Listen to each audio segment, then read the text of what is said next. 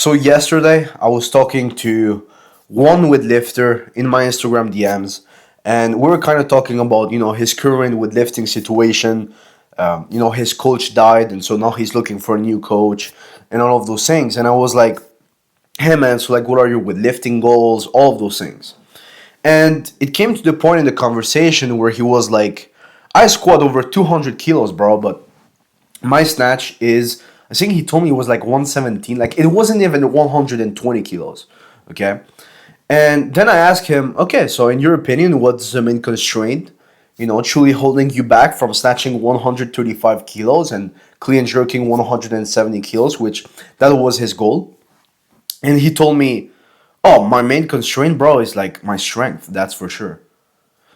And I was like, bro, what are you talking about? You squat to 100 kilos and you cannot even snatch 120. You cannot even clean jerk 150. Your main constraint is not the strength. And then we jump on a call that night and we're truly analyzing everything. He truly was a good fit for 3 to 2. So he ended up joining the team. And, I was analyzing his lifts. And his main constraint was his technique and positioning. It had nothing to do with the strength part, right? He also had a big issue with programming and all of those things. But, anyways, most lifters that are stuck in the dead zone, like 100 to 120, even if you snatch 90 kilos or you snatch 125, this is still good for you, okay? Most lifters that are stuck in that zone, they're not stuck there for a lack of work ethic. They're not stuck there for a lack of discipline or for a lack of training. Because if you already got to that level, you already train hard. You already train like 4 to 5 times per week. So that's not the issue, right? Some of you, let's be honest, you skip accessories, mobility, all of those things, which in the long term it compounds, right? Which is also important to not skip all of those things. But that's not the main problem. The main problem is that a lot of you don't know what's the actual thing holding you back. You think you know, but you don't actually know. You're like, oh, it might be my technique. And then I look at your technique and it's like, it's not your technique. It's this other thing. And it happens to me with 95% of lifters that I talk to in my Instagram DMs. And mind you, I talk to over 50 or 60 or 70 lifters every single day, depending on the day, right? There's days where I talk to 10, some other to 50.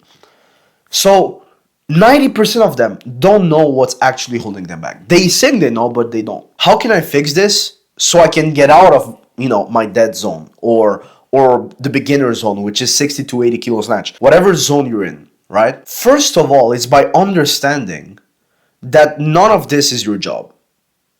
None of this is your job.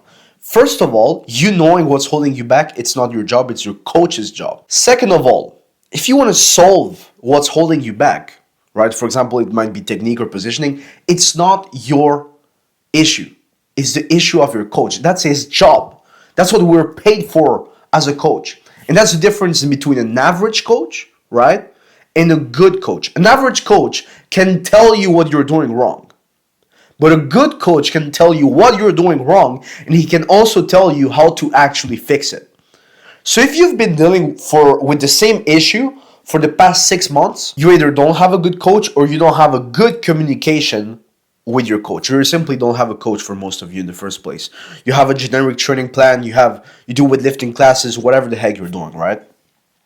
And so if you want to get out of the current zone you're in, right? As you've been stuck for 6 months or 3 months or 12 months or for some of you even 3 to 5 years, you need to understand that yes, you need to change your inputs, all of those things, but you first and foremost need to get a good coach that actually knows how to spot what you're doing wrong and actually knows how to solve that issue, because that's the difference in between an average coach and a good coach. Now, if your current coach doesn't even actually know what you're doing wrong, which I'm saying a lot on my Instagram DMs, then, it's not an average coach, it's not a good coach. He simply don't really know what he's doing, right? And he needs to seek help from other coaches, which there's nothing wrong. Like, we all start as a coach We don't truly know what we're doing. Then we learn from other coaches. We learn as an athlete. We learn, all of those things. Okay? I'm not criticizing your coach, but I'm telling you the reality of your current situation, right? And so you truly, truly need to understand that all of this is not your job. It's your coach's job. And you cannot expect a coach that does weightlifting classes with you, and there's like 8 other weightlifters, to know what's your actual issue or to solve that actual issue. Especially for those of you who are in the dead zone. Because he's dealing with so many athletes that he doesn't actually have the time to sit down and analyze what's going on with you. Right? That's why you need a one-on-one coach. That's why I preach that so much. And that's why in 3-2 method, which is my one-on-one coaching, I don't take more than 20 athletes every single month. Right? I have a wait list of over, 25 athletes that are waiting to join. Right? And so it's extremely important that you get a one-on-one coach, and that one-on-one coach, that he's actually there for you. All right? So if you're looking for that, go click the link down below, book a one-on-one consultation call with me, and I'll see if you're a good fit to join 3-2 method.